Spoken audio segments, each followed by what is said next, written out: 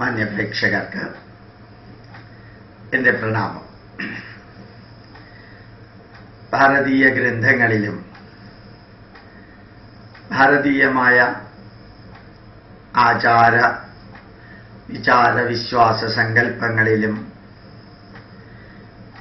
നമ്മുടെ പുരാണങ്ങളിലും ഇതിഹാസങ്ങളിലുമുള്ള കഥകളിലും ഉപദേശങ്ങളിലും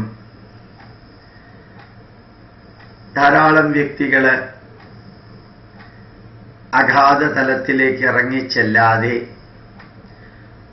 ഉപരിപ്ലവമായിട്ട് മാത്രം മനസ്സിലാക്കി വിമർശനാത്മകമായ അതുപോലെ വെല്ലുവിളിക്കുന്ന തരത്തിലുള്ള ചോദ്യങ്ങൾ ചോദിക്കുകയും ധാരാളം വ്യക്തികൾ കാര്യങ്ങൾ അറിയാൻ വേണ്ടി സംശയങ്ങൾ ചോദിക്കുകയും അതുപോലെ തന്നെ ചോദിക്കുകയോ അറിയാൻ ശ്രമിക്കുകയോ ചെയ്യാതെ അവ്യക്തമായ രീതിയിൽ കമന്റുകൾ പാസാക്കുകയും എല്ലാം ചെയ്യുന്നത് ഈ കാലഘട്ടത്തിൽ വളരെ കുറവാണെങ്കിലും കുറച്ചെങ്കിലുമുണ്ട്. തെറ്റിദ്ധാരണകളിലൂടെ ചോദ്യം ചെയ്യുക, വിമർശിക്കുക, കമന്റുകൾ പറയുക, ഇതെല്ലാം പലപ്പോഴും സംഭവിക്കുന്നത് ക്രിസ്ത്യാനികൾക്ക് ഒരു പുസ്തകമേ ഉള്ളൂ, അതുകൊണ്ട് അവരുടെ ആചാരങ്ങളിലും വിചാരങ്ങളിലും വിശ്വാസങ്ങളിലും സങ്കല്പങ്ങളിലും അതിലുള്ള കഥകളിലും ഉപദേശങ്ങളിലും വ്യത്യസ്ത വീക്ഷണങ്ങൾ ഉണ്ടാവില്ല. ഒരു പുസ്തകമേ ഉള്ളൂ എന്ന കാരണത്താൽ തന്നെ മുസ്ലിങ്ങൾക്കും ഒരു പുസ്തകമേ ഉള്ളൂ. അതിനകത്ത് പറഞ്ഞിരിക്കുന്നത് ആദ്യവുമാണ്, മധ്യവുമാണ്, അവസാനവുമാണ്. രണ്ട് പുസ്തകങ്ങളുണ്ടെങ്കിലേ രണ്ട് അഭിപ്രായങ്ങൾ വരാൻ സാധ്യതയുള്ളൂ, രണ്ട് വീക്ഷണങ്ങൾ വരാൻ സാധ്യതയുള്ളൂ. അത് മനസ്സിലാക്കാതെ ക്രിസ്ത്യാനികളും മുസ്ലിങ്ങളും പിന്നെ വേറെ ഒരു പണിയും ഇല്ലാത്ത കമ്മ്യൂണിസ്റ്റുകാരും ഇവര് ഭാരതീയ വീക്ഷണത്തെക്കുറിച്ച് വിമർശനാത്മകമായി പറയുന്നത് കേൾക്കുമ്പോൾ എനിക്ക് ചിലപ്പോൾ തോന്നാറുണ്ട്, അവനവരോട്ട് പഠിക്കുകയുമില്ല, പഠിക്കാൻ കൂട്ടത്തിലുള്ളവരെ അനുവദിക്കുകയുമില്ല, ചിന്തിക്കാൻ ഒട്ട് ശ്രമിപ്പിക്കുകയുമില്ല. ഉറക്ക പറയുന്നവനും ഒടുക്കം നിർത്തുന്നവനും ഒന്നും അറിയാത്തവനും ജയിക്കുന്നൊരവസ്ഥ. മാത്രമല്ല, കമ്മ്യൂണിസ്റ്റ് പാർട്ടിയുടെ ഗതികേടെന്ന് പറയുന്നത് അന്തേന നീയാ അന്ധമാന എന്നൊരു വരി ഉപനിഷത്തിലുണ്ട്. കണ്ണ് കാണാൻ പറ്റാത്തവര് അന്ധന്മാരെ നയിച്ചുകൊണ്ടുപോവുക. ഏറ്റവും വിദ്യാഭ്യാസമില്ലാത്ത നേതാക്കന്മാരാണ് പാർട്ടിയുടെ മുകളിൽ മുഴുവനും. അവര് സംസാരിക്കുന്നത് കേട്ടാലാവട്ടെ സോക്രട്ടീസും യേശുക്രിസ്തുവും സംസാരിക്കുന്ന മാതിരിയാണ് ഇവര് സംസാരിക്കുന്നത്. അറിയാതെ അവർ സംസാരിക്കുന്നത് കാണുകയോ കേൾക്കുകയോ ചെയ്തവൻ വിചാരിക്കും എന്ത് യുക്തിസഹജമായിട്ടാണ് ഈ കമ്മ്യൂണിസ്റ്റ് പാർട്ടിയിലെ നേതാക്കന്മാരെല്ലാം സംസാരിക്കുന്നത് എന്ന്. ഇന്നലത്തെ മാതൃഭൂമി പേപ്പറിൽ എനിക്ക് തോന്നുന്നു പിയേഴ്സൺ എന്ന് പറയുന്ന ഒരാളാണ്, ഞാൻ ആ പേര് ആദ്യമായിട്ട് കേൾക്കാണ്. അയാൾ ഇന്ത്യക്കാരനാണോ അല്ലയോ എന്ന് എനിക്ക് അറിഞ്ഞൂടാ, പക്ഷേ വളരെ വ്യക്തമായിട്ട് മാതൃഭൂമിയിൽ എഴുതി, മുഴുവനും വായിച്ചില്ല. അതായത് EMS ഉൾപ്പെടെയുള്ളവന് ഈ കമ്മ്യൂണിസ്റ്റ് നേതാക്കന്മാരില് ആരും തന്നെ കമ്മ്യൂണിസം ജനങ്ങളിൽ എത്തിക്കുന്നതിൽ വിജയിച്ചില്ല, എല്ലാവരും പരാജയപ്പെട്ടു. EMSനെ ഉൾപ്പെടെയാണ് അയാൾ പറഞ്ഞിരിക്കുന്നത്. എനിക്ക് വളരെ സന്തോഷം തോന്നി. തികച്ചും സമകാലീന പ്രസക്തമല്ലാത്ത, ബുദ്ധിക്കും യുക്തിക്കും ശാസ്ത്രത്തിനും നിരക്കാത്ത, എല്ലാവരെയും അവഹേളിക്കുകയും പുച്ഛിക്കുകയും അപകീർത്തിപ്പെടുത്തുകയും മാത്രം ചെയ്യുന്ന ഒരു നേതൃനിര, നല്ല നല്ല വ്യക്തികളെ പോലും ചെറ്റ, പരനാറി എന്നൊക്കെ വിളിക്കുക, അതൊക്കെ യഥാർത്ഥത്തിൽ അവനവൻ തന്നെ കണ്ണാടി നോക്കി വിളിച്ചാൽ എങ്ങനെ അനുഭവപ്പെടും? ആ അനുഭവം ഉണ്ടാവേണ്ട ലെവലിലാണ് പലരും സംസാരിക്കാറുള്ളത്. സാക്ഷരതയിൽ ആൾമോസ്റ്റ് പൂർത്തിയായിട്ടുള്ള കേരളത്തിലെ ജനങ്ങൾ വായിക്കുകയും കേൾക്കുകയും കാണുകയും ചെയ്യുന്നുണ്ട് എന്ന സ്ഥലകാല ബോധമില്ലാതെ പറയുന്നവരും ഈ നാടിന്റെ പൈതൃകത്തെ അവഹേളിക്കാൻ കാരണം അതിനകത്തുള്ളത് അവനവൻ മനസ്സിലാക്കുകയില്ല, മനസ്സിലാക്കാൻ ശ്രമിക്കുകയുമില്ല, മനസ്സിലാക്കിപ്പിക്കാനൊട്ട് അനുവദിക്കുകയുമില്ല. അങ്ങനെ ഒരു വിഭാഗം. പിന്നെ ക്രിസ്ത്യാനികൾക്ക് ഇന്നും അവരുടെ മതത്തെ നിലനിർത്തണമെങ്കിൽ മറ്റെല്ലാ രാജ്യങ്ങളും ചൂലുകൊണ്ട് അടിച്ച് ചാണകം തളിച്ച് അവരുടെ മനസ്സിൽ നിന്ന് മാറ്റിയ ബൈബിളും ഭീകരത കൊണ്ട് മാത്രം നിലനിൽക്കുന്ന ഖുർആനുമെല്ലാം അവരവരുടെ മതങ്ങളിൽ പ്രവർത്തിക്കുന്നവരുടെ മനസ്സുകളിൽ ഇത് പ്രതിഷ്ഠിക്കണമെങ്കിൽ ഹിന്ദുക്കളെയും ഹൈന്ദവ ആചാര വിചാര വിശ്വാസ ഗ്രന്ഥങ്ങളെയും അപകീർത്തിപ്പെടുത്തേണ്ടത് അവരുടെ ആവശ്യമാണ്. എൻ്റെ അമ്മ നല്ലതല്ലെങ്കിലും അടുത്ത വീട്ടുകാരൻ്റെ അമ്മ മോശമാണെന്ന് പറഞ്ഞ് സന്തോഷിക്കുന്ന രണ്ട് വിഭാഗങ്ങളാണ് ക്രിസ്ത്യാനികളും മുസ്ലിങ്ങളും.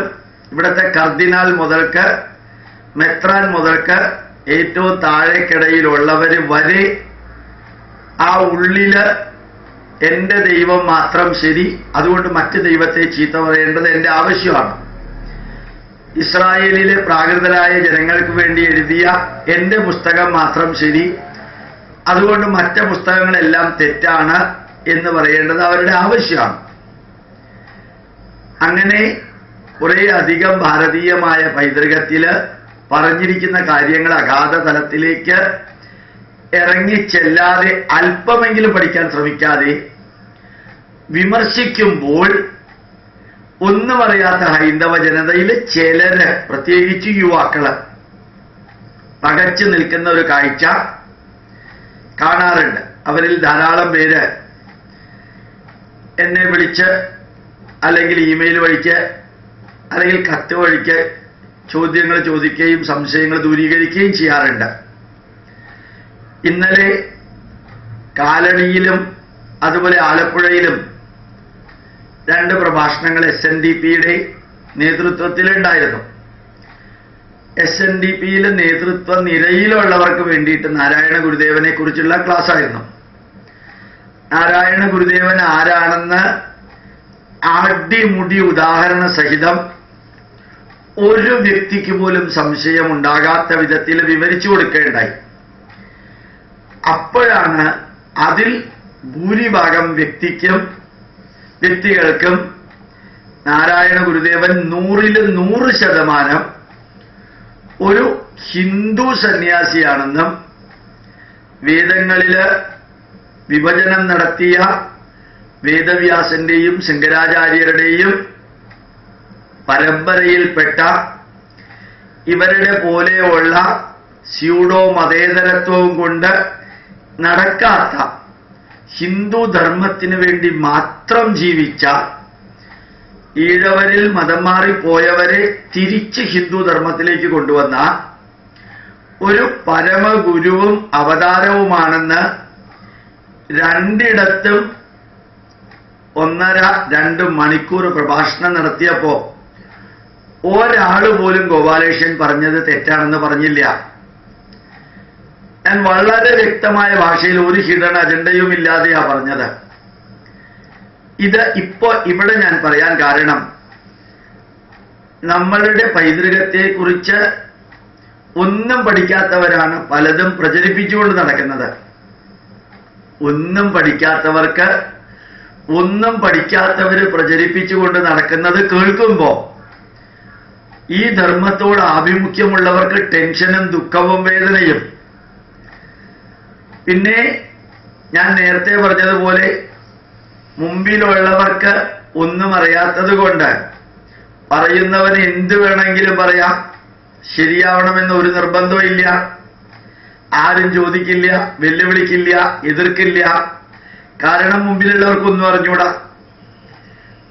അതുകൊണ്ട് അടുത്ത കുറേ ദിവസങ്ങളില് നമ്മളുടെ പൈതൃകത്തില് സ്ത്രീ സ്വാതന്ത്ര്യത്തെക്കുറിച്ചും ആര്യൻ ഇൻവേഷനെ കുറിച്ചും അതുപോലെ തന്നെ ജാതി വ്യവസ്ഥയെക്കുറിച്ചും വർണ്ണവ്യവസ്ഥകളെക്കുറിച്ചും അതുപോലെ തന്നെ നാരായണ ഗുരുദേവനെ കുറിച്ച് പ്രഭാഷണം നടത്തിയതിന്റെ CD കിട്ടുകയാണെങ്കിൽ അത് അപ്ലോഡ് ചെയ്യും.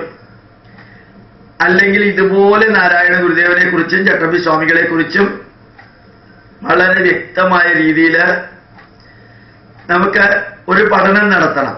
ബൈബിളിനെ കുറിച്ച് കുറെ കാര്യങ്ങൾ മനസ്സിലാക്കി, നമ്മുടെ പൈതൃകത്തെ കുറിച്ച് കുറെ കാര്യങ്ങൾ മനസ്സിലാക്കി, ഇടയ്ക്ക് പൈതൃകവും രാഷ്ട്രീയവുമായി ബന്ധപ്പെട്ട കാര്യങ്ങളൊക്കെ വിവരിച്ചു. ഇനി കുറച്ച് ദിവസത്തേക്ക് നമ്മളിൽ പലർക്കുമുള്ള സംശയങ്ങള് അതൊന്ന് തീർക്കാനായിട്ട് ആഗ്രഹമുള്ളവർക്ക്, താല്പര്യമുള്ളവർക്ക് മനസ്സിലാക്കാൻ വേണ്ടി, പിന്നെ എന്നെ തല്ലണ്ട അമ്മാവ, ഞാൻ നന്നാവില്ല എന്ന് വിചാരിച്ച് നടക്കുന്നവർക്ക് ഇത് പറഞ്ഞതുകൊണ്ട് യാതൊരു പ്രയോജനമില്ല. പക്ഷെ ഒരു അത്ഭുതകരമായ വസ്തുത തോന്നിയത് എന്താണെന്ന് കൂടി പറഞ്ഞിട്ട് വിഷയത്തിലേക്ക് കടക്കാം. അടുത്ത കാലത്ത് കൊട്ടാരക്കരയിൽ ഒരു പ്രഭാഷണം ഉണ്ടായിരുന്നു. ഇന്നലെ ഈ 2 പ്രഭാഷണം ഉണ്ടായിരുന്നു. ആ പ്രഭാഷണങ്ങളിൽ സംബന്ധിച്ചതില് 50% കൂടുതൽ മാർക്സിസ്റ്റ് കമ്മ്യൂണിസ്റ്റ് പാർട്ടിക്ക് വേണ്ടി പ്രവർത്തിക്കുന്നവരായിരുന്നു. ഞാൻ അതിശയോക്തി പറയുകയല്ല, സംഘാടകർ തന്നെ എന്നോട് പറഞ്ഞതാണ്. ആ സംഘാടകർ തന്നെ കമ്മ്യൂണിസ്റ്റ് പാർട്ടിക്കാരായിരുന്നു പലരും. അവര് പറഞ്ഞു പകുതിയിൽ കൂടുതൽ കമ്മ്യൂണിസ്റ്റ് പാർട്ടിയിലുള്ളവരാ. പ്രഭാഷണം കഴിഞ്ഞ് ഞാൻ താഴത്തേക്ക് ഇറങ്ങിയപ്പോ ധാരാളം വ്യക്തികൾ വന്ന് പരിചയപ്പെട്ടതും ഞങ്ങൾ കമ്മ്യൂണിസ്റ്റ് പാർട്ടിയിലുള്ളവരാണെന്നും സാറിന്റെ പ്രഭാഷണം കേൾക്കണമെന്ന് ഞങ്ങൾ ഇന്നലെ വൈകുന്നേരം തന്നെ പരസ്പരം ചർച്ച ചെയ്ത് ആ കാര്യങ്ങളൊക്കെ വിലയിരുത്തി തീരുമാനിച്ചതാണ്. നമ്മൾ കുറേ കാര്യങ്ങൾ പഠിക്കാനും ജീവിതത്തിൽ പകർത്താനും വിട്ടുപോയി എന്ന് പാർട്ടിയിലെ എല്ലാ അംഗങ്ങൾക്കും തോന്നുന്നുണ്ട് എന്ന് വളരെ വ്യക്തമായിട്ട് ഡസൻ കണക്കിന് ശ്രോതാക്കൾ, ഞാൻ ആ വരി ആവർത്തിക്കുന്നു, ഡസൻ കണക്കിന് ശ്രോതാക്കൾ വന്ന് പറയുകയുണ്ടായി. ഇത് ഞാനിപ്പോ സൂചിപ്പിക്കാൻ കാരണം തെറ്റിദ്ധാരണകൾ തന്നെത്താനെ കുറെ അധികം മാറുന്നുണ്ട്. അതുപോലെ അറിയണമെന്നുള്ള ആഗ്രഹം കൂടുന്നുണ്ട്. ഉൾക്കൊള്ളുന്നത് പ്രയോജനപ്രദമാണെന്ന് തിരിച്ചറിയുന്നുണ്ട്. ക്രിസ്ത്യാനികളും മുസ്ലിങ്ങളും ഹിന്ദുക്കളെ പറ്റിക്കുകയാണ് എന്നുള്ളത് വ്യക്തമായിട്ട് അറിയുന്നുണ്ട്. അതിൽ നിന്ന് രാഷ്ട്രീയക്കാർ മുതലെടുക്കുകയാണെന്നും അറിയുന്നുണ്ട്. അങ്ങനെ വിവിധ തരത്തിലുള്ള ആ പ്രശ്നങ്ങൾ അഭിമുഖീകരിക്കുമ്പോൾ അതിനെല്ലാത്തിനുമുള്ള പരിഹാരം ബുദ്ധിക്കും യുക്തിക്കും ശാസ്ത്രത്തിനും അനുസരിച്ച് നമ്മുടെ പൈതൃകം പഠിക്കുകയും ധാരണകളും തെറ്റിദ്ധാരണകളും ഉണ്ടെങ്കിൽ അതിൽ സത്യമേത്, ധർമ്മമേത്, നീതിയേത്, ന്യായമേത്, വസ്തുത ഏത് എന്ന് അന്വേഷിച്ച് കണ്ടുപിടിക്കുകയും ചെയ്ത്, അല്ലെങ്കിൽ അന്വേഷിച്ച് കണ്ടുപിടിച്ചവര് പറയുന്നത് വിശ്വസനീയമാണെങ്കിൽ അത് ഉൾക്കൊള്ളാൻ തയ്യാറായ ഒരു സമൂഹം, അതാണ് ഇപ്പൊ കമ്മ്യൂണിസ്റ്റ് പാർട്ടിയിൽ നിന്ന് ഉദയം ചെയ്യുന്നത്. പാർട്ടി പ്രവർത്തകരും നേതാക്കന്മാരും പറയുകയുണ്ടായി, പാർട്ടിയുടെ വൻ സമൂഹം പ്രവർത്തകരും അഭ്യുദയകാംക്ഷികളും ഹിന്ദുക്കൾക്ക് വേണ്ടി പ്രവർത്തിച്ച് വോട്ട് ചെയ്തു എന്ന് പറയുകയുണ്ടായി. അത് തന്നെ തെളിവാണ് ഹൈന്ദവ ജനതയ്ക്ക് അവരുടെ മൂലം, അവരുടെ വേരുകൾ തിരിച്ചറിയാനുള്ള ഒരു സമയം സംജാതമായിരിക്കുന്നു, അവസരം സംജാതമായിരിക്കുന്നു, കാലം സംജാതമായിരിക്കുന്നു. ഒരു ചെറിയ ഉദാഹരണത്തിന് എടുക്കുകയാണെങ്കിൽ ശബരിമലയിലെ മകരവിളക്ക്, മകരജ്യോതിസ് തട്ടിപ്പാണെന്നും മനുഷ്യനുണ്ടാക്കുന്നതാണെന്നും അത് അന്ധവിശ്വാസമാണെന്നും ഇവിടത്തെ ഭിക്ഷാന്തേഹികളായ കുറേ യുക്തിവാദികൾ പറഞ്ഞു നടന്നു. അതിനെ കമ്മ്യൂണിസ്റ്റ് പാർട്ടി സപ്പോർട്ട് ചെയ്യുകയും ചെയ്തു. ഹിന്ദുക്കൾക്കെതിരെ ആരെന്ത് പറഞ്ഞാലും പിണറായി വിജയന്റെ ജന്മസ്വഭാവമാണ് അതിനെ എതിർക്കുക എന്നുള്ളത്. ഹിന്ദുക്കളെ എതിർക്കുക, ഹിന്ദുക്കളുടെ വിശ്വാസത്തെ എതിർക്കുക, എതിർക്കുന്നവരുടെ കൂടെ നിൽക്കുക. അപ്പൊ സ്വാഭാവികമായിട്ടും അതേ പ്രതീക്ഷിക്കാൻ പറ്റുള്ളൂ. പക്ഷേ ഏഷ്യാനെറ്റിൽ നടന്ന ചർച്ചയിലും മറ്റ് പല ചർച്ചയിലും വെറുതെ സൂചിപ്പിക്കുകയുണ്ടായി, മകരജ്യോതിസ് മനുഷ്യനുണ്ടാക്കുന്നതാണ്, മകരവിളക്ക് മനുഷ്യനുണ്ടാക്കുന്നത് ആണ് എന്ന് നിങ്ങൾ പറയുമ്പോൾ, വിമർശിക്കുമ്പോൾ, എതിർക്കുമ്പോൾ, പുച്ഛിക്കുമ്പോൾ ഒരു ചോദ്യം തിരിച്ചു ചോദിക്കുന്നു. ശബരിമലയിലെ വിഗ്രഹം മനുഷ്യനുണ്ടാക്കിയതാ? ശബരിമലയിലെ ശ്രീകോവിൽ മനുഷ്യനുണ്ടാക്കിയതാ? ശബരിമലയിൽ 18-ാം പടി മനുഷ്യനുണ്ടാക്കിയതാ? ആ അമ്പലവും മനുഷ്യനുണ്ടാക്കിയതാ? അവിടുത്തെ അരവണയും അപ്പവും മനുഷ്യനുണ്ടാക്കുന്നതാ? അവിടുത്തെ പൂജാരിയും മനുഷ്യരാണ്. അവിടുത്തെ ദേവസ്വം ബോർഡ് ഉദ്യോഗസ്ഥർ മനുഷ്യരുടെ സ്വഭാവം ഇല്ലെങ്കിലും മനുഷ്യരാണ്. അപ്പൊ ഇതെല്ലാം മനുഷ്യർക്കാവാമെങ്കിൽ മകരജ്യോതി മനുഷ്യൻ കത്തിച്ചാൽ എന്താ കുഴപ്പം? അല്ല, ആരാ എവിടെയാ പറഞ്ഞിരിക്കുന്നത് മകരജ്യോതി ഈശ്വരനാ കത്തിക്കുന്നതെന്ന്? മകരജ്യോതിസ് ദൈവികമാണെന്ന് പറഞ്ഞിട്ടുണ്ടാവും. അത് സ്വാഭാവികമായിട്ടും ഹൈന്ദവ ക്ഷേത്രത്തിലെ ശ്രീകോവിലിനകത്തും പുറത്തും കത്തിക്കുന്ന വിളക്ക് ആരും ചെരുപ്പ് കൊണ്ട് കെടുത്താറില്ല, കാരണം അത് ദൈവികമാണ്. ഒരു ചിത്രം, മഹാവിഷ്ണുവിന്റെയോ കൃഷ്ണന്റെയോ ചിത്രം വെറും കളറിന്റെ കൂട്ടായിട്ടുള്ള ഒരു കലണ്ടറാണെന്ന് അറിഞ്ഞാലും ആരും ചവിട്ടാറില്ല, അത് ദൈവികമാണ്. സ്വന്തം അമ്മ ഒരു സ്ത്രീ ആണ് എന്നുള്ളത് കൊണ്ട് ഏതൊരു സ്ത്രീയോടും പെരുമാറുന്ന മാതിരി അമ്മയോട് പെരുമാറില്ല, അച്ഛനോട് പെരുമാറാറില്ല. ക്ഷേത്രത്തിൽ പോയി കഴിഞ്ഞാൽ അതിൻ്റെതായിട്ടുള്ള രീതിയിലാണ് പെരുമാറാറുള്ളത്. കാരണം എല്ലാത്തിലും ദൈവികമായൊരു അംശമുള്ളത് ഉണ്ട് എന്ന് പറയുന്ന പോലെ മകരജ്യോതിസിലും ദൈവികമായിട്ടുള്ളതുണ്ട് എന്നല്ലാതെ ദൈവമാണ് കത്തിക്കുന്നതെന്ന് പറഞ്ഞിട്ടില്ല. ആ വിവരണം കേരളം മുഴുവനും ഭാരതീയരിൽ മുഴുവനും എത്തിക്കഴിഞ്ഞപ്പോ എല്ലാവരും മകരജ്യോതിസിന് പോകണ്ടെന്നല്ല തീരുമാനിച്ചത്, ലക്ഷക്കണക്കിന് വ്യക്തികൾ മകരജ്യോതിസ് കാണാൻ പോകുന്ന അവരുടെ സംഖ്യ കൂടുകയാ ചെയ്തത്. അപ്പൊ ഇത്രയും വിവരിക്കാൻ കാരണം കുറേ തെറ്റിദ്ധാരണകൾ മാറിക്കിട്ടുകയാണെങ്കിൽ നല്ല ക്ലിയർ ആയിരിക്കും മനസ്സ്. ആര് വെല്ലുവിളിക്കാനോ എതിർക്കാനോ പുച്ഛിക്കാനോ വേണ്ടി നമ്മളോട് എന്ത് ചോദിക്കുകയാണെങ്കിലും അതിനുത്തരം പറയുകയും ചെയ്യാൻ സാധിക്കും. അതുകൊണ്ട് ഒരു വരി ഇപ്പോഴത്തെ ഇനിയുള്ള ദിവസങ്ങളിൽ നമ്മളുടെ ആധാര ഗ്രന്ഥങ്ങൾ, ആധികാരിക ഗ്രന്ഥങ്ങളിലുള്ള ചില പോയിന്റുകളെ കുറിച്ചുള്ള വിവരണമായിരിക്കും. ഒന്ന്, ഭഗവത്ഗീതയിൽ ഒരു വരിയുണ്ട്, ചാതുർവർണ്ണ്യം മയാ സൃഷ്ടം ഗുണകർമ്മ വിഭാഗശഃ. നല്ലൊരു വരിയാണ്. അംബേദ്കർ വരെ ഇതിനെക്കുറിച്ച് തെറ്റിദ്ധരിച്ചു. നെഹ്റുവിനെ പോലെയുള്ളവർ തെറ്റിദ്ധരിക്കാൻ സ്വാഭാവികമായിട്ടും കാരണമുണ്ട്.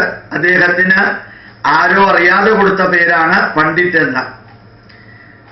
അദ്ദേഹത്തിന്റെ രക്തബന്ധം തന്നെ മുസ്ലിങ്ങളാണ്. അവരെ സന്തോഷിപ്പിക്കാൻ ഭാരതീയ പൈതൃകത്തെക്കുറിച്ച് എങ്ങനെയൊക്കെ ഇടതുപക്ഷ ചിന്താധാരയിലൂടെ വലതുപക്ഷത്തിരുന്നു കൊണ്ട് പ്രവർത്തിക്കാൻ പറ്റുമോ അതൊക്കെ ചെയ്ത ആളെന്നുള്ള രീതിയിൽ അദ്ദേഹത്തിനും അത് തെറ്റിദ്ധാരണയായിരുന്നു. അപ്പോ ചാതുർവർണ്ണ്യം മയാ സൃഷ്ടം, കൃഷ്ണന്റെ വരിയാണ്. 4 വർണ്ണങ്ങള് ഞാനാണ് സൃഷ്ടിച്ചത്. ഗുണകർമ്മ വിഭാഗശഃ, കർമ്മത്തിന്റെ സ്വഭാവം അനുസരിച്ച്, ജനിച്ച അച്ഛന്റെയും അമ്മയുടെയും ജാതിയുടെയും സ്വഭാവം അനുസരിച്ചിട്ടല്ല, അവനവൻ ചെയ്യുന്ന കർമ്മത്തിന്റെ സ്വഭാവം അനുസരിച്ചാണ് 4 വർണ്ണങ്ങള്. വളരെ ലളിതമായൊരു ഉദാഹരണം നോക്കാം. ഇന്നും നമ്മുടെ ഓഫീസുകളില് class 4 officer, class 3 officer, class 2 officer, class 1 ഓഫീസർമാര് 4 പേരേ ഉള്ളൂ. അതുണ്ടതാനും ക്ലാസ് 4 എന്ത് ചെയ്യുന്നു ചിന്തിച്ചു നോക്കാം. ക്ലാസ് 3യും ക്ലാസ് 2വും ക്ലാസ് 1ഉം ഓഫീസർമാര്. ഈ 4 വർണ്ണത്തിലുള്ളവരെ അവരുടെ ജോലി ഏതാണ്? വിഷയങ്ങൾ പഠിച്ചു പഠിപ്പിക്കാം. വേദം പഠിച്ചു പഠിപ്പിക്കലല്ല ബ്രാഹ്മണന്റെ ലക്ഷണം. വേദങ്ങളും ബ്രാഹ്മണങ്ങളും ഉപനിഷത്തുക്കളും ശിക്ഷ, നിരുക്തം, വ്യാകരണം, ഛന്ദശാസ്ത്രം, കൽപ്പശാസ്ത്രം, ജ്യോതിഷം, വേദാംഗങ്ങൾ 6 പുരാണങ്ങള്, ഇതിഹാസങ്ങള്, ഉപവേദമായ അർത്ഥശാസ്ത്രം, ഉപവേദമായ ധനുർവേദം, ഉപവേദമായ ഗാന്ധർവവേദം, സംഗീതം, ഉപവേദമായ ആയുർവേദം, ആരോഗ്യശാസ്ത്രം, ഉപവേദമായ സ്ഥാപത്യവേദം, സിവിൽ എഞ്ചിനീയറിംഗ് 6 ദർശനങ്ങള്. ഇവ സ്വാധ്യായ പ്രവചനാഭ്യാം ന പ്രമദിതവ്യം. പഠിച്ചു പഠിപ്പിക്കുന്നവരാരാണോ അവര് ഏത് വിഭാഗത്തിൽ ജനിച്ചവരാണെങ്കിലും ഏത് രാജ്യത്തിൽ ജനിച്ചവരാണെങ്കിലും അവർക്ക് ബ്രഹ്മജ്ഞാനം ലഭിച്ചതുകൊണ്ട് അവരുടെ വർണ്ണമാണ് ബ്രാഹ്മണൻ. അവരുടെ വർണ്ണമാണ് ബ്രാഹ്മണൻ. അത് ആർക്ക് വേണമെങ്കിലും ബ്രാഹ്മണ്യം ലഭിക്കുന്നതാണ്. ഒരു വരിയുണ്ട്, ജന്മനാൽ ജായതേ മർത്യ. ജന്മം കൊണ്ട് നാരായണ ഗുരുദേവൻ പറഞ്ഞതുകൊണ്ട് മാനവജാതിയിലല്ലോ പിറന്നിടുന്നു. മാനവജാതി മനുഷ്യനാണ്. ജന്മനാൽ ജായതേ മർത്യ കർമ്മണാൽ ജായതേ ദ്വിജ. ദ്വി എന്ന് വെച്ചാൽ 2, ജ എന്ന് വെച്ച് കഴിഞ്ഞാൽ ജനിച്ചവൻ. കർമ്മണാൽ ജായതേ ദ്വിജ. കർമ്മം കൊണ്ട് നിങ്ങൾക്കറിയാം, ഞാനൊരു മനുഷ്യനാണ്, എനിക്ക് വേറൊരു പേര് കൂടിയുണ്ട് എൻ്റെ ഓഫീസിൽ. അയാളൊരു സയന്റിസ്റ്റാണ്. ഡോക്ടർ സാംബശിവനുണ്ട്. അദ്ദേഹം നല്ല വേദപണ്ഡിതനാണ്. ഡോക്ടർ എം സാംബശിവൻ, FRCS, തിരുവനന്തപുരത്തെ 17 അമ്പലങ്ങളിലെ തന്ത്രിയുമാണ് അദ്ദേഹം. അപ്പോ തന്ത്രി കുലത്തിൽ ജനിച്ച, വേദം പഠിച്ചു പഠിപ്പിക്കുന്ന അദ്ദേഹത്തിന് വേറൊരു പേര് കൂടിയുണ്ട്. അദ്ദേഹം ന്യൂറോ സർജനാണ്.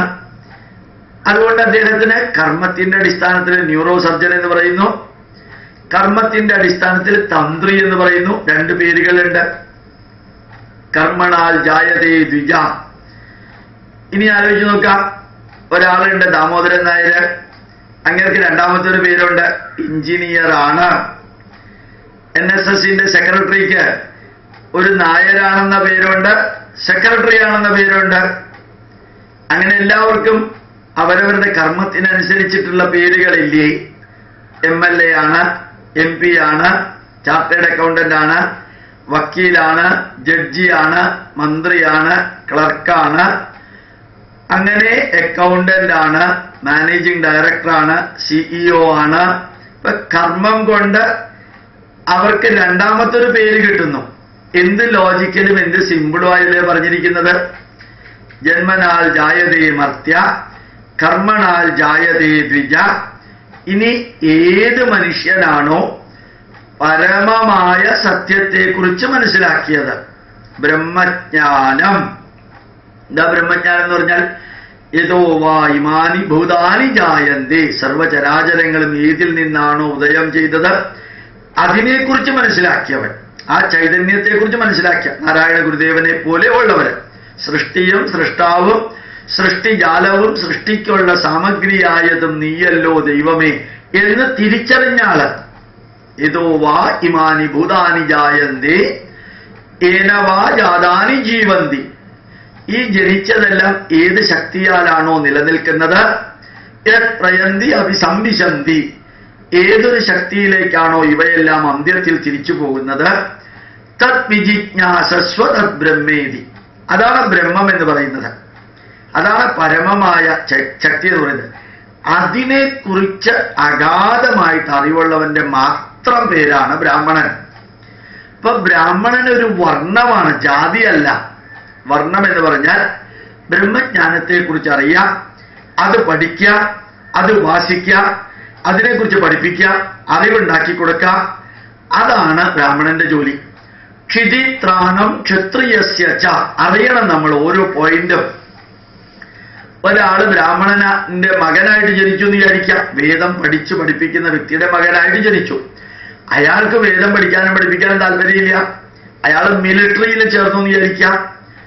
രാഷ്ട്രത്തിന്റെ പ്രൊട്ടക്ഷൻ, ക്ഷിതിത്രാണം, ഭൂമിയെ സംരക്ഷിക്കുക, രാജ്യത്തെ സംരക്ഷിക്കുക. അയാളുടെ പേരാണ് ക്ഷത്രിയൻ. ക്ഷത്രിയൻ ബൈ ബർത്ത് അല്ല, ജന്മം കൊണ്ടല്ല ക്ഷത്രിയൻ, കർമ്മം കൊണ്ടാണ്. ഒരാൾക്ക് പട്ടാളക്കാരനാവണം, നീതി ന്യായ വ്യവസ്ഥിതി പരിപാലിക്കുന്ന രാജാവാകണം, ക്ഷത്രിയനാണ്. ആ രാജാവിന്, രാഷ്ട്രത്തിന്, ധർമ്മത്തിന് സംരക്ഷണം നൽകുന്നവനാവണം, ക്ഷത്രിയനാണ്. അതുകൊണ്ട് പാണ്ഡവരുടെ കഴുത്തിൽ പൂണൂലുണ്ട്, ദുര്യോധനാദികളായ കൗരവരുടെ കഴുത്തിൽ പൂണൂലുണ്ട്. പക്ഷെ അവർ ബ്രാഹ്മണരല്ല, ക്ഷത്രിയരാണ്. ആലോചിച്ചു നോക്കാം. ദ്രോണാചാര്യര് വേദപണ്ഡിതനുമാണ്, പക്ഷെ കർമ്മം സ്വീകരിച്ചത് യുദ്ധക്കളത്തിലേക്ക് ഇറങ്ങാനാണ്. അതുകൊണ്ട് വേദം പഠിച്ചു പഠിപ്പിക്കുന്ന ജോലിയിൽ നിന്ന്, ധനുർവേദം പഠിച്ചു പഠിപ്പിക്കുന്ന ജോലിയിൽ നിന്ന് പ്രായോഗികമായി ധർമ്മത്തെ സംരക്ഷിക്കുന്ന രാഷ്ട്ര സംരക്ഷണത്തിന് വന്ന ദ്രോണാചാര്യര് കർമ്മത്തിൽ ക്ഷത്രിയനും വേദം പഠിച്ചതുകൊണ്ട് ബ്രാഹ്മണ്യം നേടിയ ആളുമാണ്. ഇത് ബുദ്ധിക്കും യുക്തിക്കും ചേരാത്തതായിട്ട് ഒന്നുമില്ല. അതിനെ ന്യായീകരിക്കേണ്ട കാര്യമില്ല. വസ്തുത വളരെ സിമ്പിളാണ്. ഇനി ഒരു ക്ഷത്രിയൻ, വിശ്വാമിത്രൻ ക്ഷത്രിയനായിരുന്നു. അദ്ദേഹം രാഷ്ട്ര സംരക്ഷണം എന്നുള്ള ഒരു സോൾജിയർ, വാരിയർ എന്നുള്ള ഒരു പട്ടാളം എന്നുള്ള ആ ജോലി മതിയാക്കി തപസ് ചെയ്ത് വളരെ ഭംഗിയായിട്ട് ബ്രഹ്മർഷിയായി മാറി. അപ്പോ വിശ്വാമിത്രൻ ബ്രാഹ്മണനായതാ, നേരത്തെ ക്ഷത്രിയനായിരുന്നു. ശരിക്കും വേദം പഠിച്ച, ധനുർവേദം പഠിച്ച ദ്രോണാചാര്യര് ബ്രാഹ്മണനായിരുന്നു, പിന്നെ ക്ഷത്രിയനായി മാറി. പിന്നെ വൈശ്യൻ, ഏത് തരത്തിലുള്ള ബിസിനസ് ചെയ്യുന്ന വ്യക്തികളുണ്ട്. ഹോട്ടൽ ബിസിനസ്, പച്ചക്കറി ബിസിനസ് ധാരാളം നടത്തുന്നവരുണ്ട്. കള്ളനോട്ട് ബിസിനസ് നടത്തുന്ന പാർട്ടികളുണ്ട്. അതുപോലെ തന്നെ സ്വർണം അണ്ടർവെയറിൽ വെച്ച് കൊണ്ടുവരുന്ന പാർട്ടിയുണ്ട്. ഇതൊക്കെ ഒരു മതത്തിന്റെ ഹോൾസെയിൽ കോൺട്രാക്ട് ആയിരിക്കുകയാണ് ഇപ്പോ. അപ്പോ ഏത് തരത്തിലുള്ള ബിസിനസ് നടത്തുകയും അഗ്രികൾച്ചർ ഫീൽഡിൽ വർക്ക് ചെയ്യുകയും ചെയ്യുന്ന എല്ലാവർക്കും കൂടിയുള്ള പേരാണ് യഥാർത്ഥത്തിൽ വൈശ്യൻ എന്നുള്ളത്. വ്യവഹാരം എന്നാണ് അതിന്റെ അർത്ഥം. അപ്പൊ വൈശ്യൻ താഴ്ന്ന ജാതിയാണെന്നില്ല. അവനവന് താഴ്ന്ന ജാതിയാണെന്ന് തോന്നുകയാണെങ്കിൽ അവനവന്റെ തലയിലെടുത്ത്, അല്ലാതെ എന്താ പറയുക, എന്റെ ജോലി മോശമാണെന്ന് എനിക്ക് തോന്നിയാൽ ആരാ എന്നെ ഉയർത്താൻ സാധിക്കുക? അവനവന് തോന്നണം എന്റെ ജോലി മോശമല്ല, നല്ലതാണെന്ന്. അപ്പൊ വൈശ്യൻ എന്ന് പറയുന്നത് ശരിക്ക് എല്ലാ വാണിജ്യ വ്യവസായങ്ങളും ചെയ്യുന്ന വ്യക്തിയാണ്. ഒരു വേദപണ്ഡിതന് കുറെ കാലം കഴിഞ്ഞ് എനിക്ക് ഈ വേദം പഠിപ്പിക്കാൻ സാധിക്കില്ല, ഞാൻ കച്ചവടത്തിന് പോവാണെന്ന് പറഞ്ഞ് കച്ചവടത്തിന് പോയാല് വർണ്ണത്തിന്റെ അടിസ്ഥാനത്തിൽ അങ്ങേര് വൈശ്യനായി. നേരത്തെ അങ്ങേര് ബ്രാഹ്മണനായിരുന്നു. അപ്പൊ ഇത് അങ്ങോട്ടും ഇങ്ങോട്ടും പോകാവുന്നതാണ്.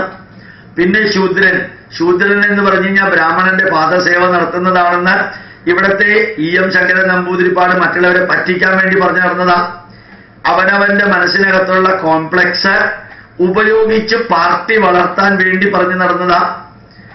സർവശില്പാനിച്ച ശൂദ്രസ്യ, എല്ലാ വിധത്തിലുള്ള ശില്പവേലകള്, masonry work, carpentry work, painting work, house construction work, earth moving work, ഇതെല്ലാം ചെയ്യുന്ന വിഭാഗമുണ്ട്.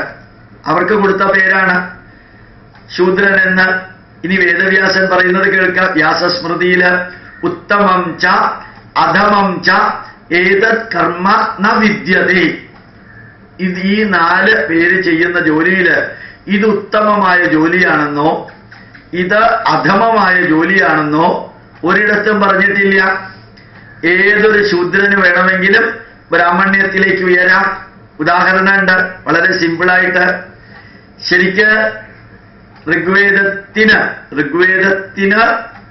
ഐതരേയ ബ്രാഹ്മണം എന്നൊരു ബ്രാഹ്മണമുണ്ട്, ബ്രാഹ്മണ ഗ്രന്ഥം.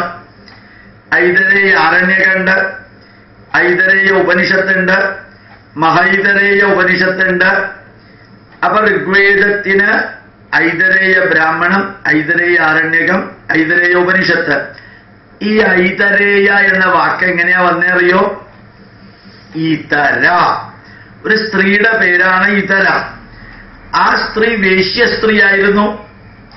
ആ വേശ്യസ്ത്രീയിൽ ജനിച്ച ഒരാളാണ് ഐതരേയൻ. അദ്ദേഹത്തിന്റെ മുഴുവനും പേര് മഹീദാസ ഐതരേയൻ. ശരിക്കും ഈ ദാസ എന്ന വാക്ക് സാധാരണഗതിയിൽ ശൂദ്രർക്ക് കൊടുക്കുന്ന വാക്കാണ്. ശിവദാസൻ, രാമദാസൻ, യേശുദാസൻ, കൃഷ്ണദാസൻ, അത് ഞാൻ നാളെ വിവരിക്കാം. ദാസൻ എന്ന വാക്ക് തന്നെത്താനെ താൻ ദാസനാണെന്ന് പറയുന്നതാണ്, ശൂദ്രനാണെന്ന് അറിയിക്കുന്നതാണ്. അതൊക്കെ അറിയാതെയാ പലരും പേര് കൊടുക്കുന്നത്. എന്താ അങ്ങനെ പേര് കൊടുക്കുന്നതിനുള്ള ഗുണം അറിഞ്ഞൂടാ. എന്താ ദോഷം? പ്രത്യേകിച്ച് ദോഷമൊന്നുമില്ല. പക്ഷെ പേര് കൊടുക്കുമ്പോ അറിയേണ്ടിയിരുന്നു വളരെ പുരാതന കാലത്ത് അവനവൻ ശൂദ്രനായി തുടരാൻ താല്പര്യമുള്ളവന് ഓട്ടോമാറ്റിക്കലി കൊടുക്കുന്ന പേരാണ് കൃഷ്ണദാസനും രാമദാസനും ശിവദാസനും. അതുപോലെ തന്നെ കുറേ ദാസന്മാരുണ്ട്. നിങ്ങൾക്ക് നോക്കിയാൽ അറിയാൻ സാധിക്കും, ഇഷ്ടംമാതിരി ദാസ പേരുള്ളതുണ്ട്. ദാസൻ സർവന്റ് എന്നാണ് അതിന്റെ അർത്ഥം, ഞാനിട്ട പേരല്ല. അപ്പോ ആ മഹി എന്ന് പറഞ്ഞാൽ ഭൂമി, മണ്ണ്, ചെളി, മഹി, ദാസ, മണ്ണിന്റെ ദാസൻ. അതിന്റെ അർത്ഥം എന്താ? കുടമുണ്ടാക്കുന്ന ആള്. കുലാലൻ, പോട്ടർ. മണ്ണിന്റെ ദാസൻ എന്ന് പറഞ്ഞാൽ കുലാലൻ, കൊശവൻ എന്നൊക്കെ പേരുണ്ട്. അപ്പൊ ആ കുലത്തില് ജനിച്ച ചണ്ടാളൻ, വേശ്യാസ്ത്രീയിൽ ജനിച്ച മഹീദാസ ഐതരേയരാണ് സ്വയം ഉയർന്നുയർന്നുയർന്ന് ഐതരേയ ബ്രാഹ്മണം എന്ന വേദത്തിന്റെ ഭാഗമായ ഗ്രന്ഥം എഴുതിയത്. ഐതരേയ ആരണ്യകവും എഴുതിയത്, ഐതരേയ ഉപനിഷത്തും ഹൈതരേയ ഉപനിഷത്തും എഴുതിയത്. ആ ഐതരേയ ഉപനിഷത്തിനകത്താണ് പ്രജ്ഞാനം ബ്രഹ്മ എന്ന മഹാവാക്യമുള്ളത്. അപ്പോ ശൂദ്രനായി ജനിച്ച ആള് അല്ലെങ്കിൽ ശൂദ്ര കർമ്മത്തില് നിമഗ്നരായ അച്ഛനമ്മമാരുള്ള ആ വ്യക്തിക്ക് ബ്രാഹ്മണ്യത്തിലേക്ക് ഉയരാൻ ഒരു വിഷമം ഉണ്ടായിരുന്നില്ല. ഇത് പറഞ്ഞു തരാൻ ഇവിടുത്തെ ബ്രാഹ്മണരുണ്ടായിരുന്നില്ല. അതുകൊണ്ട് പറ്റിയതാണ്. ഞാനിവിടെ ബ്രാഹ്മണരെന്ന് ഉദ്ദേശിച്ചത് വേദം പഠിച്ചവരെന്ന അർത്ഥത്തിലാണ്. അപ്പോ നിങ്ങൾ തന്നെ നോക്കുക, ചിന്മയാനന്ദൻ ബ്രാഹ്മണരെന്ന് പറയുന്ന അച്ഛനമ്മമാർക്ക് ജനിച്ച ആളല്ല. പക്ഷേ വേദങ്ങള് ഭഗവത്ഗീത ആദ്യമുടി പഠിച്ച ആളാണ്. എത്ര സ്വാധീനം ചെലുത്തിയിരുന്നു. മാതാമൃതാനന്ദമയി 3ാം ക്ലാസ്സേ പഠിച്ചിട്ടുള്ളൂ. മുക്കു വംശത്തിൽ ജനിച്ച സ്ത്രീയാണ്.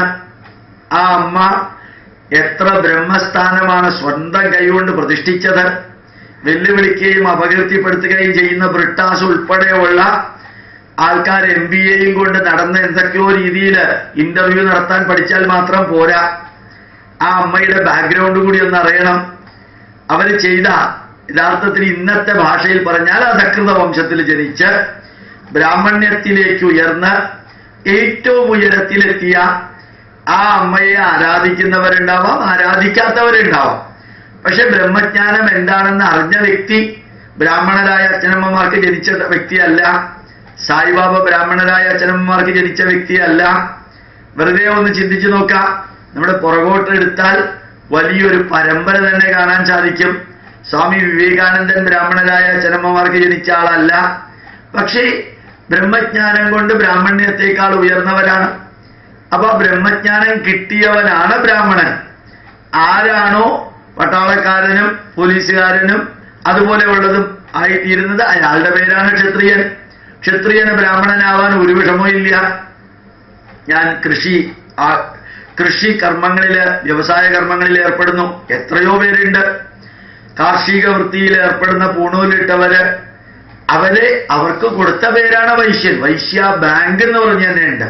എന്താ വൈശ്യ ബാങ്ക് എന്ന് പറഞ്ഞതിന്റെ അർത്ഥം? വ്യാവഹാരിക കർമ്മങ്ങൾ ചെയ്യുന്നവരുടെ ബാങ്ക്. അല്ലാണ്ട് ബൈ ബർത്ത് ഒരുവനും വൈശ്യനല്ല.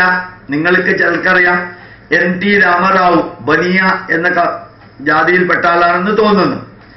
അദ്ദേഹം ഹിമാലയത്തിൽ നിന്ന് സന്യാസിമാരെ വരുത്തി കർമ്മം ചെയ്ത് അദ്ദേഹം ക്ഷത്രിയനായി മാറി. അപ്പോ വൈശ്യനായിരുന്ന NT രാമറാവു ക്ഷത്രിയനായി മാറി. കുറെ കഴിഞ്ഞപ്പോൾ അദ്ദേഹത്തിന് തന്നെ തോന്നി ബ്രാഹ്മണ്യത്തിലേക്ക് ഉയരണം. വേദങ്ങളൊക്കെ പഠിച്ചു. അപ്പോഴത്തേക്ക് അദ്ദേഹത്തിന് പ്രായമായി, അദ്ദേഹം മരിച്ചുപോയി. ചന്ദ്രബാബു നായിഡു ക്ഷത്രിയനാവാൻ നോക്കിയതാണ്. എല്ലാ കാര്യങ്ങളും നോക്കിയപ്പോ അദ്ദേഹത്തിന് വേറെ ചില, അത് ഇതുപോലെയുള്ള യൂട്യൂബിൽ പറയാൻ പാടില്ലാത്തതായതുകൊണ്ട് ഞാൻ പറയണില്ല. അറിയാത്തത് കൊണ്ടല്ല, പറയാൻ പാടില്ലാത്തത് കൊണ്ട്. അങ്ങനെയുള്ള പ്രശ്നം വന്നപ്പോ ക്ഷത്രിയനായി മാറാൻ വേണ്ടി നടത്തിയ ചടങ്ങുകളുടെ പകുതിക്ക് വെച്ച് ആ ചടങ്ങുകൾ നിർത്തി. കാരണം വേറെ ചില ബാക്ക്ഗ്രൗണ്ട് അത്ര പോസിറ്റീവ് അല്ലാത്തത് കൊണ്ട്. അതിന്റെ അർത്ഥം എന്താ? ആർക്ക് വേണമെങ്കിലും എങ്ങോട്ട് വേണമെങ്കിലും പോവാം. ഇംഗ്ലീഷുകാര് ഇന്ത്യ ഭരിക്കുന്ന കാലത്ത് ഇവിടെ 850ഓളം നാട്ടുരാജ്യങ്ങള് ആധികാരികമായിട്ടുണ്ടായിരുന്നു. ഇംഗ്ലീഷുകാരെ എതിർത്തവരും ഇംഗ്ലീഷുകാരുടെ കണക്കിനുള്ളിൽപ്പെട്ടവരുമായിട്ടുള്ള 850ഓളം നാട്ടുരാജ്യങ്ങൾ. അതില് 600 രാജ്യങ്ങളില് ശൂദ്രരായ അച്ഛനമ്മമാർക്ക് ജനിച്ചവരായിരുന്നു രാജ്യം ഭരിച്ചത്. വളരെ ധരംപാലിന്റെ പുസ്തകം നോക്കിയാൽ അറിയാം, ദ ബ്യൂട്ടിഫുൾ ട്രീ എന്ന പുസ്തകം വായിച്ചാൽ അറിയാം. 850ഓളം നാട്ടുരാജ്യങ്ങളിൽ ഭരണം നടത്തിയതില് 600 രാജ്യങ്ങളിലെ രാജാക്കന്മാര് ശൂദ്രരായ അച്ഛനമ്മമാർക്ക് ജനിച്ച് അവർ ക്ഷത്രിയരായിട്ട് സ്വയം എലിവേറ്റ് ചെയ്തവരാണ്. സ്വയം എലിവേറ്റ് ചെയ്ത ഭാരതത്തിന്റെ ചരിത്രമാണതേ. നമ്മളെ എഴുതിയതല്ല, ഞാൻ എഴുതിയതല്ല. അപ്പൊ ഈ വർണ്ണവ്യവസ്ഥിതി എന്ന് പറയുന്നത് വേറെ ചിലർക്ക് നേരെ ശൂദ്രനായി മാറാനും സാധിക്കും. ആലോചിച്ച് നോക്കിയാൽ മനസ്സിലാക്കാം. നമ്മുടെ ഏകലവ്യൻ ശൂദ്രനായി ജനിച്ച ആളാണ്. പക്ഷേ അദ്ദേഹത്തിന്റെ അച്ഛൻ നിഷാദ രാജാവ് ഈ മകനെ ക്ഷത്രിയ കുലത്തിലേക്ക് ഉയർത്തി ദ്രോണാചാര്യരുടെ ശിഷ്യനാക്കി ആയുധവിദ്യ പഠിച്ചു. അങ്ങനെ പാണ്ഡവരുടെ സുഹൃത്തായി. പക്ഷെ അച്ഛൻ കൗരവരുടെ സുഹൃത്തായതുകൊണ്ട് ഏകലവ്യൻ യുദ്ധത്തില് കൗരവരുടെ കൂട്ടത്തിൽ നിൽക്കേണ്ടി വന്നു. ക്ഷത്രിയനായിട്ട് യുദ്ധത്തിൽ വന്നു. മഹാഭാരത യുദ്ധത്തിൽ തന്നെ നോക്കിയാൽ അറിയാം, പകുതിയിൽ കൂടുതൽ രാജാക്കന്മാര് ശൂദ്രരായിട്ട് ജനിച്ച്, ഞാൻ ശൂദ്രരായിട്ട് ജനിച്ചെന്ന് പറയുമ്പോൾ ശൂദ്രരായ അച്ഛനമ്മമാര്, ആ പ്രൊഫഷൻ ചെയ്യുന്ന അച്ഛനമ്മമാർക്ക് ജനിച്ചവര് മക്കള് സ്വയം ക്ഷത്രിയരായിട്ട് ഉയർന്നവരാ. അതിലെ ചിലര് പിന്നീട് ബ്രാഹ്മണ്യത്തിലേക്ക് ഉയർന്നു, വേദങ്ങൾ പഠിച്ചും ഉപനിഷത്തുക്കൾ പഠിച്ചും. വെറുതെ ചിന്തിച്ചു നോക്കാം. അപ്പോ എനിക്കറിയാത്തതും ഞാൻ അംഗീകരിക്കാത്തതും ഞാൻ പഠിക്കാത്തതും ഞാൻ ഉൾക്കൊള്ളാത്തതും ഇതെല്ലാം അന്ധവിശ്വാസവും ദുരാചാരവുമാണെന്ന് പറഞ്ഞ് നടക്കുന്ന കുറെ ബുദ്ധിജീവികളെ ഇതെങ്ങനെയൊന്ന് പറഞ്ഞ് മനസ്സിലാക്കിപ്പിക്കുക. അതുകൊണ്ട് ബുദ്ധിജീവികളെ പറഞ്ഞ് മനസ്സിലാക്കുന്നതിന് പകരം എനിക്ക് തോന്നി യൂട്യൂബിലൂടെ ഇങ്ങനെയുള്ള ധാരണകളൊന്ന് മാറ്റാം. ഇപ്പൊ ഞാൻ വർണ്ണത്തെക്കുറിച്ചേ പറഞ്ഞുള്ളൂ. ചാതുർവർണ്ണ്യം മയാ സൃഷ്ടം ഗുണകർമ്മ വിഭാഗശ. കർമാണാം ഗുണ, കർമ്മങ്ങളുടെ ഗുണത്തിന്റെ അടിസ്ഥാനത്തിലാണ് 4 തരത്തിലുള്ള പഠിപ്പിക്കുക. പ്രൊഫസോറിയൽ വർക്കാ. അതുപോലെ പ്രൊട്ടക്ഷൻ ഓഫ് ദ കൺട്രി അത്ര തന്നെ ഇമ്പോർട്ടന്റ് ആയിട്ടുള്ള വർക്കാ. വ്യവഹാരം പ്രാധാന്യം 1-2 കുറവാണ്. ഒരു വ്യവസായി അബ്നോർമലായിട്ട് പെരുമാറിയാല് വേദം പഠിപ്പിക്കുന്നവൻ അബ്നോർമലായിട്ട് പഠിപ്പിക്കുന്ന മാതിരിയല്ല. കോളേജിലെ യൂണിവേഴ്സിറ്റികളിലെ പ്രൊഫസർ തെറ്റായിട്ട് പഠിപ്പിച്ചാൽ എന്താ സംഭവിക്കുക നിങ്ങൾക്കറിയാം. അതേ സമയത്ത് കൃഷി ഇറക്കുന്നതിൽ ഒരുവൻ തെറ്റായിട്ടാണ് കൃഷി ഇറക്കിയതെങ്കിൽ ആ വിത്തും പ്രോഡക്റ്റും കുറയുന്നേ ഉള്ളൂ, വലിയ പ്രോബ്ലം ഉണ്ടാവാൻ പോണില്ല. അതിനേക്കാൾ സീരിയസ് ആ ഒരു ക്ഷത്രിയൻ ശത്രുവിനോട് യുദ്ധം ചെയ്യുമ്പോൾ അബദ്ധം പറ്റിയാല് രാജ്യത്തിന്റെ സുരക്ഷ തന്നെ മാറും. അതിനേക്കാളും മുകളില് ബ്രാഹ്മണ്യം എന്ന് പറയുന്നവര് പഠിപ്പിക്കുന്നത് തെറ്റിയാല് ഒരു സമൂഹം മൊത്തം മാറും. വെറുതെ ഒന്ന് ചിന്തിച്ചു നോക്കാം. ഒരു ചെറിയ തമാശ ഉദാഹരണം. കേരളത്തില് GIRL എന്താ പറയാ? ഗേൾ എന്നാ പറയാ. BURN ബേൺ എന്നാ പറയാ. കർണാടകത്തിൽ നോക്കാം, ഗേൾ എന്നുള്ളതിന് ഗർൾ എന്നാ പറയാ. ബർണ് ടർണ് എന്നാ പറയാ. എന്താ കാരണം? പണ്ട് മുതൽക്ക് തന്നെ ആരോ ചെയ്ത അബദ്ധാണ്. ഒരു സംസ്ഥാനത്തിലെ മുഴുവൻ ജനതയും English pronunciation girl, turn, burn എന്നൊക്കെയാണ്. പക്ഷെ ആ സംസ്ഥാനത്തിലുള്ളവർ ഇപ്പോഴും പറയുന്നത് ടർണ്, ബർണ്, ഗർള് എന്നാണ്. ഏതോ അധ്യാപകർക്ക് പറ്റിയ പിഴവാണ്. തലമുറ അത് തന്നെ വെച്ചുകൊണ്ട് പോകുന്നത്. അപ്പൊ അധ്യാപകന് ഒരിക്കൽ പിഴച്ചാൽ അതിന്റെ 10 ഇരട്ടി മറ്റുള്ളവർക്ക് പിഴയ്ക്കും. അതുകൊണ്ട് professionally learning and teaching highest ലെവലിലുള്ളതാ. പ്രൊഫഷണലി അതിനേക്കാൾ കുറച്ച് താഴെയാണ് പ്രൊട്ടക്ഷൻ ഓഫ് ദ കൺട്രി. എന്തുകൊണ്ട്? അബദ്ധം പറ്റിയാലും ഉണ്ടാവുന്ന കോൺസിക്വൻസുകളുടെ അടിസ്ഥാനത്തിൽ അത്ര സീരിയസ് അല്ല. വൈശ്യന്റെ പ്രൊഫഷൻ ഞാൻ നേരത്തെ പറഞ്ഞിരുന്നു. വളമിടാൻ തെറ്റിപ്പോയി, വെള്ളം കൊടുക്കാൻ തെറ്റിപ്പോയി, അല്ലെങ്കിൽ ഇടയ്ക്ക് മഴ പെയ്തു, അല്ലെങ്കിൽ കൃഷി ഇറക്കിയ സമയം തെറ്റിപ്പോയി, ആ കൃഷിയുടെ പ്രോഡക്റ്റിൽ ഉണ്ടാവുന്ന കുഴപ്പമേ ഉണ്ടാവുള്ളൂ. ഭാവി കാലങ്ങളിൽ മുഴുവനും അത് ബാധിക്കില്ല. അതുപോലെ തന്നെ ശൂദ്രന്റെ വർക്ക്, മെയ്സൺറി വർക്ക്, കുറച്ച് കല്ല് കിട്ടിയത് ശരിയായില്ല എങ്കിൽ ഒന്നിൽ റീഅറേഞ്ച് ചെയ്യാം. മരത്തിന്റെ പണി ശരിയായില്ല, ഒന്നുകൂടി ശരിയാക്കാൻ സാധിക്കും. സിമ്പിൾ സില്ലി മിസ്റ്റേക്സേ അവർക്ക് കമ്മിറ്റ് ചെയ്യാൻ പറ്റുള്ളൂ, സീരിയസ് ആവില്ല. അപ്പൊ ആ വർക്കിന്റെ സീരിയസ്നെസ്സിനനുസരിച്ചിട്ടാണ് ഈ 4 പ്രൊഫഷൻസിന്റെ സീരിയസ്നെസ് ക്ലാസിഫൈ ചെയ്തിരിക്കുന്നത് എന്നുള്ളതാണ് ഗുണകർമ്മ വിഭാഗശഃ എന്ന സ്റ്റേറ്റ്മെന്റിന്റെ അർത്ഥം. ഈ 4 വർണ്ണങ്ങള് നിങ്ങൾക്കാർക്കെങ്കിലും ഇപ്പോ നിങ്ങൾ അഗ്രികൾച്ചറിസ്റ്റ് ആണ്, നേരെ നിങ്ങൾക്ക് ബ്രാഹ്മണ്യത്തിലേക്ക് പോകണമെങ്കിൽ എന്നാലോചിച്ച് നോക്കാം.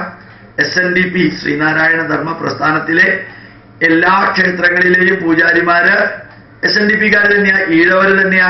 പൂണൂലിട്ടിട്ടുണ്ട്. കണ്ണൂർ സുന്ദരേശ്വര ക്ഷേത്രത്തിൽ പോയി നോക്കാം, എത്രയോ ക്ഷേത്രങ്ങളുണ്ട്. അവര് പൂണൂലിട്ട് മന്ത്രം പഠിച്ച് തന്ത്രം പഠിച്ച് ശുദ്ധമായിട്ട് തന്നെ ശ്രീകോവിലിനകത്ത് കയറുന്നതും പൂജിക്കുന്നതും. എത്രയോ പൂണൂലിട്ട് അച്ഛനമ്മമാര് ബ്രാഹ്മണരായ അവരുടെ മക്കൾ ഇവിടെ തൊഴാൻ വരുന്നുണ്ട്. അപ്പൊ ഈഴവർക്ക് ബ്രാഹ്മണ്യത്തിലേക്ക് വരാൻ വിഷമമൊന്നും ഉണ്ടായില്ല. VT ഭട്ടതിരിപ്പാട് പറഞ്ഞൊരു വഴിയുണ്ട്, ഞാനും ശങ്കരനും ചെയ്തത് തെറ്റാണ്. ഞാൻ എന്ന് വെച്ചാൽ VT ഭട്ടതിരിപ്പാട്, ശങ്കരൻ എന്ന് വെച്ചാൽ EM ശങ്കരൻ നമ്പൂതിരിപ്പാട് ചെയ്തത് തെറ്റാണെന്ന് പിന്നീടാ മനസ്സിലായത് എന്ന് ഏകദേശം യുക്തിവാദിയായ VT ഭട്ടതിരിപ്പാട് എന്താ പറഞ്ഞത്? നാരായണൻ എന്ന് ഉദ്ദേശിച്ച് ശ്രീനാരായണ ഗുരു കഴുത്തിൽ പൂണൂലില്ലാത്തവരുടെ അധകൃതരുടെ കഴുത്തിൽ പൂണൂലിട്ട് അവരെ ബ്രാഹ്മണ്യത്തിലേക്ക് ഉയർത്തിയപ്പോൾ കഴുത്തിൽ പൂണൂലിട്ട് വേദം പഠിച്ചവരുടെ പൂണൂല് പൊട്ടിച്ച് അവരെ ഞങ്ങള് ശൂദ്രരാക്കി താഴ്ത്തി. നാരായണൻ ചെയ്തതാ ശരി, ഞങ്ങൾ ചെയ്തതല്ല ശരി എന്ന് പിന്നീട് ഇപ്പോഴത്തെ മാർക്സിസ്റ്റ് പാർട്ടിക്കാരെ ഇലക്ഷൻ കഴിഞ്ഞതിന് ശേഷം 3 മാസം ഇവാലുവേറ്റ് ചെയ്യുന്ന മാതിരി എല്ലാം കഴിഞ്ഞതിന് ശേഷം VT ഭട്ടതിരിപ്പാടിനും തോന്നി ഞങ്ങൾ ചെയ്തത് തെറ്റാണ്, മറ്റുള്ളവർ ചെയ്തത് ശരിയാണ് എന്ന്. അപ്പൊ ഇതെന്തിനാ ഇപ്പൊ പറഞ്ഞത്? ഒരു വരി തെറ്റായിട്ട് മനസ്സിലാക്കി ഇവിടെ ബ്രാഹ്മണരുടെ പാദസേവ ചെയ്യുന്നവരാണ് ശൂദ്രൻ എന്ന് തെറ്റിദ്ധരിപ്പിച്ച് ഹിന്ദു ധർമ്മത്തെ വിഘടിപ്പിച്ച് അവഹേളിപ്പിച്ച് അതിനുത്തരം പറയാൻ നിൽക്കാത്ത ഒരു സമൂഹത്തെ ഉണ്ടാക്കി ഈ എതിർക്കുന്നതെല്ലാം ബുദ്ധിജീവികളാണ് എന്ന് വരുത്തി തീർത്ത് എന്തെല്ലാമോ ഇലക്ഷന്റെ നേട്ടത്തിനും വോട്ടിന്റെ നേട്ടത്തിനും അധികാരത്തിനും വേണ്ടി കൈയിട്ട് വാരാനും വേണ്ടി ചെയ്തു കൂട്ടിയതിന്റെ പരിണത ഫലമാണ് ഹിന്ദു ധർമ്മത്തിലുള്ള ചില തെറ്റിദ്ധാരണകൾ. ഒന്ന് ആലോചിച്ച് നോക്കാം. ഇവിടെ ബ്രാഹ്മണനും ക്ഷത്രിയനും വൈശ്യനും ശൂദ്രനും തമ്മിൽ കൊന്നും കൊലവിളിച്ച് നടന്നില്ല. പ്രൊട്ടസ്റ്റന്റുകാരും കത്തോലിക്കരും തമ്മിൽ എത്ര വർഷത്തെ യുദ്ധം നടന്നത്? അമേരിക്കയും ഇംഗ്ലണ്ടും തമ്മിൽ യുദ്ധം നടന്നു. പ്രൊട്ടസ്റ്റന്റുകാരും കത്തോലിക്കരും തമ്മിൽ യുദ്ധം നടന്നു. ഇപ്പൊ പെന്തക്കോസ്തും കത്തോലിക്കരും സിറിയൻ കത്തോലിക്കരും ലാറ്റിൻ കത്തോലിക്കരും തമ്മിൽ യുദ്ധം നടക്കുന്നുണ്ട്. ഷിയായും സുന്നിയും തമ്മിലുള്ള യുദ്ധമാണ് ഇറാഖിൽ നടക്കുന്നത്. ഉമ്മൻചാണ്ടി രാപ്പകൽ ഉറങ്ങാതെ ചില മാലാകമാരെ കൊണ്ടുവരാൻ വേണ്ടി എയർപോർട്ടിൽ പോയി കിടന്നുറങ്ങിയത് അതിനു വേണ്ടിയിട്ടായിരുന്നു. അവിടെ യുദ്ധം ചെയ്തതാരാ? ഹിന്ദുക്കളും മുസ്ലിങ്ങളും തമ്മിലാ? അല്ല, ബ്രാഹ്മണരും ക്ഷത്രിയരും തമ്മിലായിരുന്നു ഇറാഖിലെ യുദ്ധം. ഇപ്പൊ നടക്കുന്നത് അവര് തന്നെ ഒരേ അള്ളാഹുവിന്റെ സന്തതികള്, ഒരേ പ്രവാചകന്റെ ശിഷ്യന്മാര്, ഒരേ ഖുർആനിന്റെ ആരാധകര്, ഒരേ കാബയ്ക്ക് പ്രദക്ഷിണം വയ്ക്കുന്നവര്, 5 നേരം നിസ്കരിക്കുന്നവര്, അവര് തന്നെയാണ് അങ്ങോട്ടും ഇങ്ങോട്ടും ഈ വിശുദ്ധ ധർമ്മമാസത്തില് റംസാൻ മാസത്തില് കൊല്ലുകയും ചതിക്കുകയും വഞ്ചിക്കുകയും ബയനറ്റും ബോംബും കൊണ്ട് കളിക്കുകയും ചെയ്യുന്നത്. ഏതായാലും ബ്രാഹ്മണനും ക്ഷത്രിയനും വൈശ്യനും ശൂദ്രനും തമ്മില് ഈ ഷിയായും സുന്നിയും അഹമ്മദിയായും മുജാഹിദീനും ജമാഅത്തെ ഇസ്ലാമിയും ചെയ്യുന്ന മാതിരിയുള്ള കൂട്ടുകെട്ടിലോടുകൂടിയുള്ള പ്രേമമൊന്നും ഇവിടെ ഉണ്ടായിട്ടില്ല. ബോംബിന്റെയും ബയനറ്റിന്റെയും പ്രേമമൊന്നും ഇവിടെ ഉണ്ടായിട്ടില്ല. അതുപോലെ ക്രിസ്ത്യാനികൾ തമ്മിൽ കൊല്ലാക്കൊല നടത്തി യേശുക്രിസ്തുവിന് ജന്മം നൽകിയ യൂതവംശത്തെ ഇൻക്വിസിഷൻ കൊണ്ട് കൊന്ന ഒരു അവകാശം ക്രിസ്ത്യാനികൾക്ക് മാത്രമേ ഉള്ളൂ.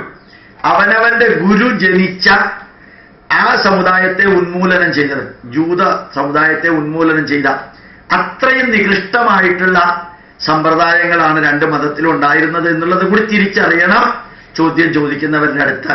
അതേപോലെ കമ്മ്യൂണിസ്റ്റ് പാർട്ടി 1.72 കോടി ജനങ്ങളെ ഉന്മൂലനം ചെയ്ത് അധികാരം തോക്കിൻ കുഴലിലൂടെയാണെന്ന് പറഞ്ഞ് അവനവന്റെ കസേരയ്ക്കും അവനവന്റെ മക്കളെ അമേരിക്കയിൽ ചെന്ന് പഠിപ്പിക്കാനും വേണ്ടി ചെയ്തു കൂട്ടിയ നികൃഷ്ടമായ പ്രവൃത്തി ചെയ്യുന്നവരാണ് ഹിന്ദു ധർമ്മത്തിനെതിരെ വിരൽ ചൂണ്ടി ഇല്ലാത്ത കുറ്റം തെറ്റ് ആരോപിക്കുന്നതെന്നു കൂടി നിങ്ങൾക്ക് മനസ്സിലാക്കാൻ ജഗദീശ്വരൻ അനുഗ്രഹിക്കട്ടെ.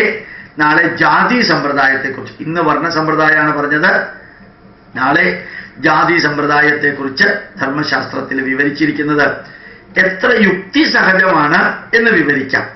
അത് നിങ്ങൾ അംഗീകരിക്കുകയോ അംഗീകരിക്കാതിരിക്കുകയോ ചെയ്യുക. ജാതി സമ്പ്രദായം ഉണ്ടായത് 12,000 വർഷങ്ങൾക്ക് മുമ്പാണ്.